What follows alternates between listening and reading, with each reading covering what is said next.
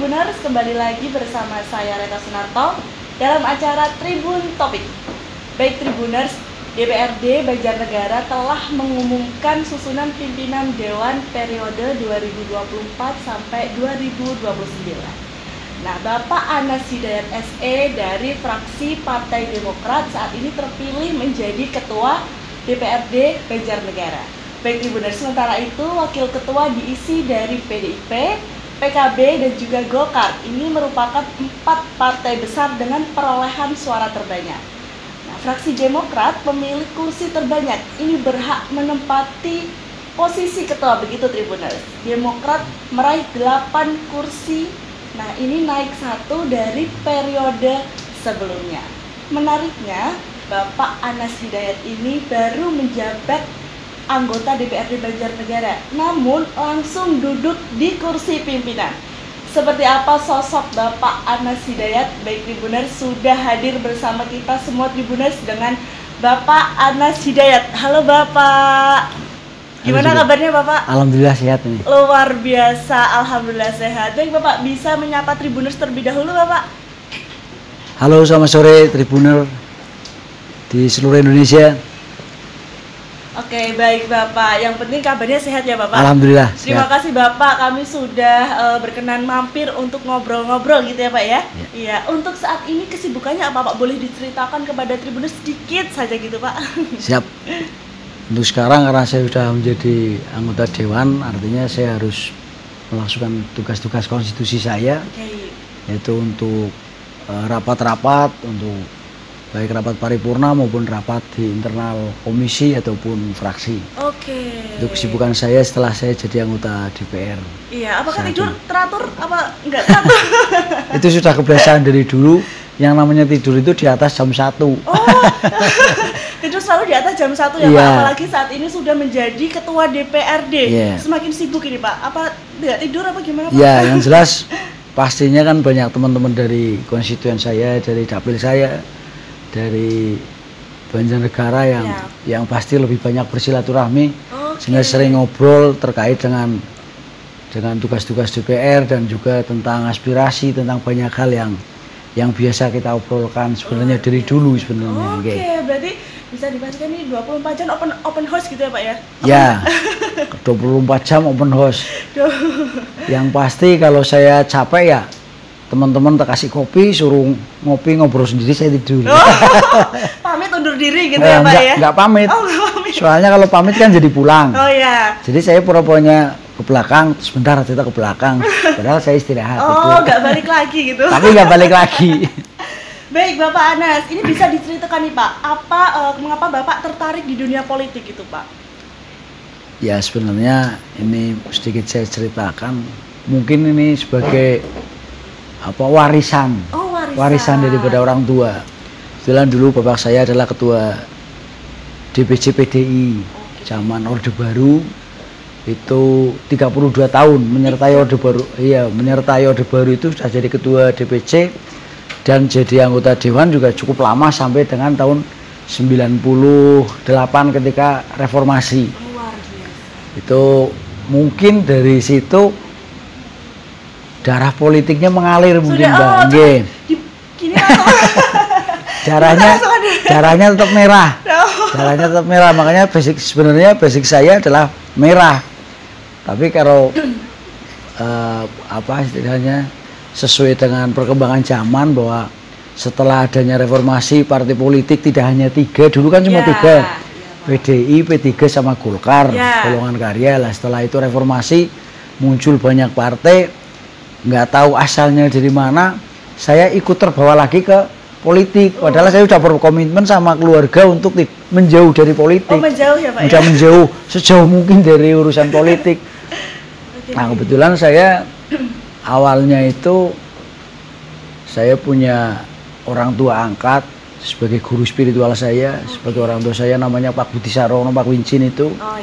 Saya punya usaha CV di konstruksi. Saya kebetulan sebagai sekretaris Aspeknas, Asosiasi Pelaksana Konstruksi Nasional DPC Banjarnegara, yang kebetulan kantornya satu grup dengan BRD Group yang diketuai oleh Pak Budi Sarono itu. Sehingga sering komunikasi, sering kumpul sama Bapak.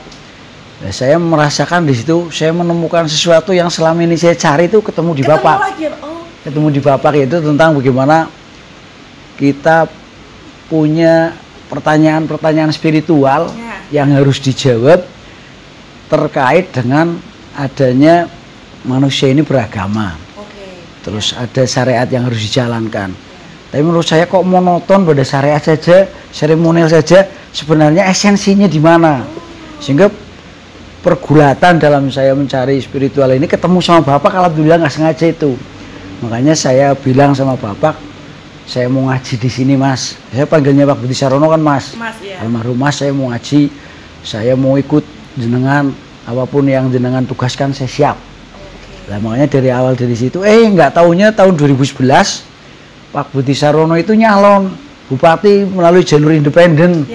Sehingga saya udah menjauh dari politik, akhirnya ke politik lagi. Terjun lagi gitu ya Pak? Iya, bagaimanapun karena Bapak nyalon sebagai bupati dari independen, saya terjun lagi di situ. Di politik lagi. Terus pada saat itu 2011 memang Bapak belum beruntung, kalah. Nah, dilanjutkan lagi, maju lagi di 2019. 2019 maju lagi. Iya, maju lagi di politik lagi di situ kan. Jemur lagi gitu iya, ya Pak. di politik. Makanya terakhir itu kemarin saya masih berkomitmen untuk tidak nyalon juga di legislatif. Tapi Bapak di suatu saat yang sangat momen yang sangat penting itu Bapak lagi gerah, telepon saya suruh maju, maka saya minta persetujuan keluarga, istri, katanya ya bismillah, karena itu adalah perintah dari guru, dari orang tua, bismillah saja ya, maju saja. Akhirnya saya sebenarnya dengan terpaksa maju. Dengan terpaksa gitu ya Pak? Terpaksa maju di detik-detik akhir, pada saat penyusunan caleg itu sudah selesai semua. Udah selesai? Sudah selesai semua, saya maju, dan alhamdulillah perolehan saya memang tidak banyak. Cuma 3.000 berapa, tapi alhamdulillah ke bawah jadi dicapai 4. Jadi ini merupakan perjalanan Bapak ya Pak ya, menjadi anggota DPRD dan kini menjadi dipilih sebagai ketua gitu ya Pak ya. Berarti itu awal perjalanannya dari belajar dari Pak Budi Sarono, Pak Wincin. Ya, baik. Terus habis itu sebenarnya mau meninggalkan dari dunia politik gitu ya Pak ya? Iya, dari awal komitmennya untuk saya jauh dari politik. Sudah jauh-jauh meninggalkan, nggak mau ikut campur ternyata masih emang cocok Pak ini Pak. Jadi ketika Bapak darahnya dibuka ini emang politik. Ya mungkin seperti itu. Jadi saya ya mengikuti alurnya saja lah. Mungkin itu cara Tuhan untuk menempatkan saya dalam makom yang sesungguhnya di situ, ya bismillah saya lalui. Itu termasuk perjuangan yang luar biasa sih Pak. Ya luar biasa banget nih Pak. Nah ini selanjutnya Pak, ini apa yang diperjuangkan Bapak untuk rakyat Banjarnegara nih Pak? Setelah ini Bapak duduk sebagai Ketua DPRD Banjarnegara. Ya, terima kasih, ini pertanyaan yang sangat berat sekali sebenarnya. Ya, kita coba menjalankan, sebenarnya kalau kita menjalankan sesuai dengan tupoksi saja sebenarnya sudah cukup. Sudah cukup. Cuma untuk bisa menjalankan kewajiban sesuai tupoksi saja kan ini sesuatu yang tanda kutip berat sekali. Berat sekali karena bagaimanapun di situ ada tugas dan peran daripada DPR yang memang melekat untuk dilaksanakan, dikerjakan tugas konstitusi. Yang jelas untuk yang melekat itu kan ada tiga itu kan. Yang satu untuk fungsi budgeting, yaitu bersama dengan eksekutif membuat anggaran. Yang kedua tugas pengawasan. Yang ketiga adalah tugas untuk membuat aturan-aturan atau peraturan daerah atau tugas legislasi. Sebenarnya tugas pokok itu yang melekat pada semua anggota dewan. Cuma mestinya itu bisa dilalui dan bisa terlaksana dengan baik ketika ada kesadaran daripada terutama saya sendiri bahwa saya menjadi pejabat negara, saya sudah mengambil untuk memilih menjadi wakil rakyat, ya yang jelas saya harus siap mengabdi kepada masyarakat, harus siap menjadi pelayan masyarakat, karena itu sebagai pilihan yang sudah tidak bisa kita hindari. Iya betul. Cuma untuk target saya harus seperti apa, memang saya nggak tahu targetnya mau seperti apa. Yang penting mengalir apa yang bisa saya kerjakan. Saya berusaha untuk semampu dan sekuat tenaga mengerjakan apa yang menjadi tupoksi dan tugas saya sebaik-baiknya. Mungkin itu saja yang bisa saya kerjakan. Oke Pak, kalau kita ngobrolin tentang pengelolaan APBD Banjarnegara 2025, ini apa program prioritasnya Pak? Ada mungkin Pak program prioritasnya? Ya, kebetulan saya dilantik itu kan bulan Agustus. Ya, bulan Agustus, sementara untuk penetapan APBD ini kan sudah dirancang dari anggota dewan yang terdahulu. Jadi di bulan Juli itu teman-teman dari dewan, dari parlemen itu sudah menetapkan dan sudah memasukkan apa yang menjadi skala prioritas di SIPD. Ya, sehingga ketika saya melanjutkan dilantik di bulan Agustus, memang saya tinggal melanjutkan saja yang sudah ditulis di bulan Juli itu. Iya, yang sudah ditetapkan dan direncanakan di bulan Juli itu bersama dengan Pak PJ, Pak PJ Bupati. Hanya melanjutkan saja. Oke, begitu. Untuk program prioritasnya mungkin ada Pak? Mungkin untuk program prioritas karena Banjarnegara ini kan wilayahnya cukup luas dan di situ memang masih membutuhkan infrastruktur jalan yang bagus. Saya melihat bahwa kelihatannya masih cenderung untuk bagaimana menyempurnakan ataupun melaksanakan untuk program infrastruktur jalannya itu. Iya. Betul. Setuju sih Pak, kalau jalan kan semua untuk masyarakat kecil, kita juga setiap hari-harinya lewat. Kalau mungkin jalannya jelek, ya kita untuk bekerja atau untuk melakukan aktivitas apapun juga sulit gitu ya. Iya, betul.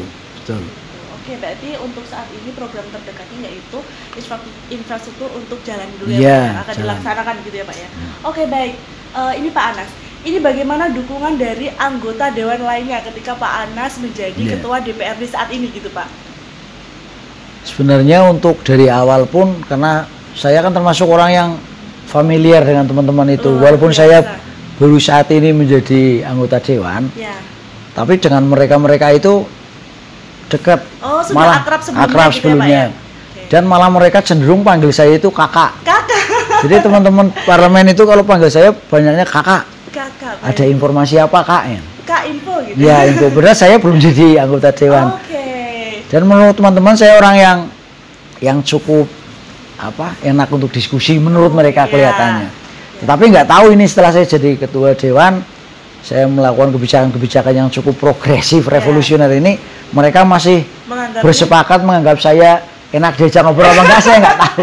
Bisa lagi nggak dikasih info Pak? Udah nggak ada tanya info lagi Pak. Karena saya kepenginnya ini jadi 50 anggota dewan ini kan berangkat dari hal yang sama. Perolehan seberapapun ketika sudah duduk di parlemen, menurut saya ada kesetaraan. Adanya ketua, adanya pimpinan, itu kan hanya untuk memenuhi syarat kelembagaan saja. Karena saya sebagai ketua pun hanya kolektif kolegial, sehingga keputusannya tidak bisa mutlak di tangan saya. Sehingga saya menganggap bahwa kesetaraan itu penting. Saya berusaha bahwa ini saya wujudkan dalam bentuk transparansi. Semua informasi saya kepengennya terbuka. Apapun yang saya putuskan juga berdasarkan apa yang mereka aspirasikan. Kalau mereka mengingat seperti ini, saya mengikuti sepanjang tidak melanggar aturan. Sepanjang itu tidak melanggar aturan, di situ ada klausul-klausul yang memayungi secara hukum, saya welcome. Tapi kalau itu memang tidak ada aturannya dan ini memang saya tegas, nggak akan saya kerjakan, walaupun saya hanya sendiri saja, saya akan pertahankan untuk tidak saya setujui. Iya, itu. Baik, berarti untuk teman-teman dewan yang ada di luar sana mungkin udah deket dulu sama Bapak sebelumnya. Iya, udah dekat. Jadi sering info gitu ya Pak, ada info apa? Ini kemungkinan ketika Bapak sudah berdiri menjadi ketua DPRD Banjarnegara saat ini, untuk info pun sungkan ini Pak. Nggak tahu, nggak, sebenarnya mereka ya masih santai-santai aja saya. Cuma mungkin setelah beberapa kali ada rapat, saya agak keras sedikit. Ini suhunya sudah agak naik sedikit. Saya bukan berarti apa-apa, bukan berarti shock, enggak. Saya cuma kepengen ada, karena kita kan ada hak dan kewajiban. Ada hak yang sudah saya terima, teman-teman terima, ada kewajiban minimal yang menurut saya harus terpenuhi. Kewajiban-kewajiban agar menggugurkan hak yang sudah kita dapatkan kan ada. Nah, itu saya kepengen mengajak teman-teman agar rezeki yang kita terima itu menjadi berkah barokah. Ada standar kewajiban yang harus kita penuhi. Sehingga saya mencoba untuk menyadarkan teman-teman, terutama saya pribadi, bagaimana dalam proses ini ada standar-standar kewajiban yang harus kita kerjakan sehingga seperti tadi saya sampaikan ada keberkahan di dalam kita bekerja di sini, luar biasa. Oke, baik Bapak. Untuk selanjutnya, untuk saat ini Bapak mungkin sibuk untuk menghadiri rapat-rapat ataupun acara-acara gitu Pak. Bagaimana Pak untuk kesibukan kesehariannya mungkin berbanding terbalik seperti dulu gitu Pak ya. Mungkin kalau dulu berbeda dengan sekarang. Sekarang jam 7 udah langsung mandi rapat gitu Pak. Gimana Pak? Ya memang ini kan juga suatu yang paradok Mbak. Sebenarnya saya termasuk orang pemalas. Yang namanya kondangan saja itu saya sampai dimarahi istri. Karena saya orang yang paling nggak pernah datang di kondangan itu. Ya, atau hajatan itu hampir nggak pernah datang. Saya lebih senang di rumah setelah pekerjaan-pekerjaan saya selesaikan di konstruksi ataupun kebetulan kan saya di properti juga untuk perumahan. Ketika sudah selesai saya cenderung menghabiskan waktu dengan pelihara ayam di rumah. Ada kolam, ada pertanian kecil. Asik ya Pak ya? Iya di situ, dan saya tidur terus ngurusin itu, tidur, nggak pernah kemana-mana di rumah. Lah ini mungkin Tuhan, ini orang kok enak tidur, cuma tidur ngurusin ayam. Kasih makan ikan ya, gitu. Kasih makan ikan kok enak teman, ini kasih tugas yang agak berat ini. Biar kamu nggak cuma tidur-tidur aja di rumah lah. Ini mungkin cara Tuhan mengingatkan saya bahwa manusia itu adalah khalifah fil ardi. Artinya kita diberi tanggung jawab walaupun sejengkal tanah yang ada di muka bumi ini untuk kita kelola dalam bentuk pertanggungjawabannya sebagai manusia yang sempurna di hadapan Allah Subhanahu wa taala. Mungkin itulah sekarang karena Tuhan ini memaksa saya untuk menjadi pejabat negara lah, ini mau nggak mau saya memang harus menyelesaikan. Tapi alhamdulillah karena tadi saya sudah sampaikan ke Mbak bahwa transparansi itu di sini saya berusaha untuk semaksimal mungkin, pembagian tugas juga karena kolektif kolegial sehingga relatif tidak terlalu capek Mbak. Karena nanti misalnya ada undangan saya tawarkan juga kepada pimpinan yang lain, siapa yang mau menghadiri. Ketika pimpinan yang lain tidak bisa menghadiri, nanti ada ketua komisi, ada yang lain, sehingga saya kepengen ada pemerataan dalam menjalankan tugas di parlemen ini tidak dimonopoli oleh saya pribadi. Seperti itulah. Alhamdulillah ini bisa ya relatif bisa berjalan dengan baik dalam beberapa kurun waktu saya setelah dilantik ini. Berarti alhamdulillahnya lancar gitu Pak ya. Tapi agak sedikit kaget mungkin Pak. Ya sebenarnya kagetnya itu biasa enak-enakan tidur di rumah gitu ini ya, harus menjalankan amanah. Pertama paripurna aja kan saya deg-degan. Paripurna sama Pak Bupati. Sementara saya kebetulan saya kan jadi ketua RT juga di perumahan saya. Itu jabatan yang paling membanggakan saya sebenarnya ketua RT itu. Iya. Walaupun tadi nggak pernah datang kondangan gitu Pak. Iya. Kalau di RT kan nggak ada, karena di perumahan. Itu yang sebenarnya paling membanggakan. Dari RT jadi ketua dewan ya Bismillah. Ini mungkin cara Tuhan untuk mengingatkan saya tadi untuk ada amanah yang harus dikelola oleh setiap manusia itu. Luar biasa. Baik Pak Anas. Ini kalau kita ngobrolin tentang Banjarnegara nih Pak, Banjarnegara ini adalah daerah pegunungan, memiliki pesona alam yang indah. Ketika saya tadi OTW dari Banyumas ke sini gitu ya Pak ya, pemandangannya juga hijau, masih asri, udaranya juga masih segar gitu Pak. Ini apa yang menjadi harapan Bapak di Kabupaten Banjarnegara ini Pak? Oke, terima kasih. Ini juga hal yang memang harus kita sosialisasikan Mbak. Jadi Banjarnegara itu termasuk PAD-nya kan sangat rendah. Salah satu penopang PAD yang paling besar adalah wisata Dieng. Makanya mobil saya, mobil dinas itu saya branding Dieng. Karena sebagai bentuk apa ini? Sebagai bentuk terima kasih saya kepada teman-teman di Dieng, sebagai bentuk terima kasih saya mewakili masyarakat Banjarnegara betapa luar biasanya Dieng memiliki pesona Dieng yang itu sudah menjadi destinasi nasional bahkan internasional, yang memberikan kontribusi di PAD sangat besar sekali. Makanya di mobil dinas saya Dieng gitu tempel poster Dieng sama anak rambut gimbal itu. Anak rambut gimbal ya, itu menjadi tradisi ya Pak? Iya, tradisi. Nah ini juga Banjarnegara kalau memang mau meningkatkan PAD salah satunya ya harus bagaimana kita mengoptimalkan wisata ini termasuk di pegunungan. Lah makanya ke depan teman-teman di Dewan maupun eksekutif sebenarnya sudah ada sedikit mengupayakan agar di Dieng itu, kalau Dieng kan dioptimalkan seperti apa kan sudah tidak bisa karena itu sudah maksimal seperti itu. Nah nanti kita upayakan untuk sistem pendukung yang di bawahnya seperti di Batur, Pejawaran, di Pagendan, agar nanti destinasi Dieng itu tidak berdiri sendiri tapi didukung oleh ini apa yang lainnya, sehingga nanti menjadi satu kesatuan wisata yang bisa menarik wisatawan domestik maupun wisatawan asing gitu. Baik, luar biasa. Emang sih Pak, kalau saya di Dieng itu seperti kayak di luar negeri gitu ya Pak ya. Iya, itu di hawanya dingin banget gitu bulan-bulan tertentu itu ada hujan salju di sana. Sampai ya Pak ya, sampai es gitu ya Pak. Sampai jadi es. Biasanya di bulan Agustus itu. Pas musim hujan gitu ya Pak ya. Pas musim kemarau. Oh, musim kemarau. Iya, pas musim kemarau bisa -4 itu. Oh iya. Bisa -4 di sana. Oke, luar biasa. Pesona Dieng gitu ya Pak ya. Iya. Baik Pak Anas, kalau kita ngobrolin tentang bupati yang terpilih gitu Pak. Ini bagaimana sinergi yang akan Bapak bangun dengan bupati yang terpilih gitu Pak? Terima kasih terkait untuk bupati terpilih. Kebetulan itu kan Bu Dr. Amalia Desiana adalah kader Partai Demokrat. Satu partai dengan saya. Itu alhamdulillah di hasil pilkada kemarin mendapat, dari hitung cepat kami mendapatkan 77%. 77% itu hasil quick count internal gitu ya? Internal kita. Itu artinya kepercayaan masyarakat terhadap Bu Dr. Amalia ini sangat besar. Kepercayaan masyarakat besar. Harapannya masyarakat pasti kepengin bahwa, karena Bu Dr. Amalia ini kan putrinya Pak Budi Sarono, Pak Wijin ini yang pendahulunya dulu menjadi bupati, dan alhamdulillah masyarakat sangat mendukung apa yang menjadi program-program Pak Wijin terdahulu untuk membuka akses jalan daerah-daerah terisolir dengan infrastruktur jalan yang luar biasa, sehingga saya memiliki keyakinan masyarakat memang membutuhkan sosok penerus dari Pak Budi Sarono yang mungkin mereka dapatkan di putrinya Bu Dr. Amalia Desiana ini. Sehingga saya selaku wakil masyarakat yang nanti pasti bersinergi dengan Bu Dr. Amalia setelah dilantik nanti menjadi bupati, tentunya harapan masyarakat pun menjadi harapan saya juga. Bahwa nanti Bu Dokter setelah nanti dilantik menjadi bupati, apa yang menjadi harapan masyarakat mudah-mudahan bisa terwujud. Bapak menyampaikan kepada terwujud. Bagaimanapun jangan sampai mengecewakan rakyat yang sudah memberikan kepercayaan besar ini. Menurut saya seperti itu.